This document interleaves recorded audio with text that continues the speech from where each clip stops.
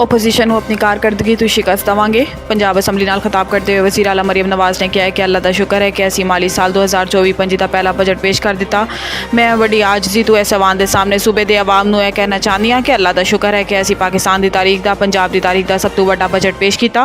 तो ये जान के खुशी होएगी कि इस अपोजिशन भी जान के खुशी होएगी जो मेरे भाई ते बहना ने। मैं जानती हाँ कि इन्हें बहुत मुहिब वतन पाकिस्तानी ने, तो मैं भी जानती हाँ कि इस बजट में इन्हों के दिल तो खुशी होएगी कि पंजाब की आवाम से पहली बार जीरो टैक्स लाया गया, कोई टैक्स नहीं लाया गया। इन्होंने कहा है कि 100 दिन जितने काम पंजाब हुकूमत ने किए इन्होंने एक बजट तकरीर समेटना मुकम्मल नहीं मुमकिन नहीं है। ओपोजिशन जितना भी शोर कर लवे इन्हों की मजबूरी है क्योंकि इन्हों के कोल किसी को कुछ नहीं है। ओपोजिशन को असी अपनी कारकरदगी तो मात देवांगे। फाइनांस बिल तरामीम कौमी असैम्बली पेश। पेट्रोलियम मसनूआत आयद लीवी इजाफा भी शामिल। स्पीकर कौमी असैम्बली सरदार अयाज सादिक दी ज़ेर सदारत होने वाले इजलास वज़ीर खजाना सैनेटर मोहम्मद औरंगजेब ने फाइनांस बिल तरमीम ऐवान पेश की। पेट्रोलियम मसनूआत आयद लीवी इजाफे की तरमीम भी ऐवान पेश की गई। दूसरी जानिब ओपोजिशन ने भी फाइनांस बिल के खिलाफ तरामीम पेश कर दी तो वज़ीर खजाना की पेश करदा तरामीम की मुखालफत कर दी। ख्याल रहे कि विफाकी हुकूमत ने माली साल 2025 के विफाकी बजट पेट्रोलियम लीवी की मौजूदा 60 रुपये फी लीटर तो वधा के 80 रुपये फी लीटर करने का ऐलान किया है। ताहम हुकूमत वक्फे तो 20 रुपये फी लीटर पेट्रोलियम लीवी आयद करेगी।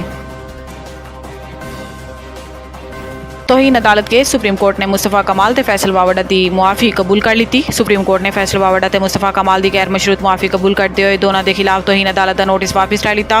चीफ जस्टिस पाकिस्तान काजी फायज ईसा ने मुस्तफ़ा कमाल ते फैसल वावड़ा को रोस्टरम से बुलाया तो इन्हों तो मुकालमा करते गया कि तुसी पार्लीमान में आवाम की नुमाइंदगी करते हो, असी तुहाडी इज्जत करते हैं तो उम्मीद है कि तुसी भी साडी इज्जत करोगे। जस्टिस काजी फायज ईसा का कहना सी कि एक दूसरे को नीचा दिखाने से आवाम को नुकसान होएगा। पार्लीमान आर्टिकल 66 के तुहानूं तहफ़ुज़ है, बाहर गुफ्तगू करन तो तुसी आर्टिकल 66 मुयसर नहीं होएगा। चीफ जस्टिस पाकिस्तान का कहना सी कि लोगों को गैर मशरूत मुआफ़ी कबूल करते हैं, आइंदा इस मामले से ज़रा एहतियात करो। PTI की पार्लीमानी पार्टी के इजलास अरकान पार्टी की आदत तहफ़ुज़ात का इजहार। सराय के मुताबिक PTI ने पार्लीमानी पार्टी के इजलास आपसी लड़ाइयां तो इख्तलाफात के मेंबरान ने खुल के गुफ्तगू की। उमर अयूब ते बैरिस्टर गोहर की मौजूदगी अरकान ने क्यादत की कारकरदगी ते तहफ़ुज़ात का इजहार किया।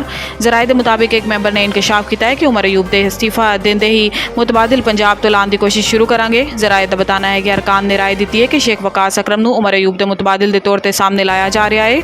असद कैसर के आदत के हमरा पार्टी के इख्तलाफात के मसाइल के हल लई किरदार अदा करेंगे। जराए का कहना है कि पार्लीमानी पार्टी के अरकान ने राय दी है कि नई पॉलिसी बना के आपसी नफरतों को खत्म किया जाए। बैरिस्टर गोहर अली, उमर अयूब ते जरताज गुल ने पार्टी के अंदरूनी इख्तलाफात के खात्मे लई कोशिशों से इतफाक किया है।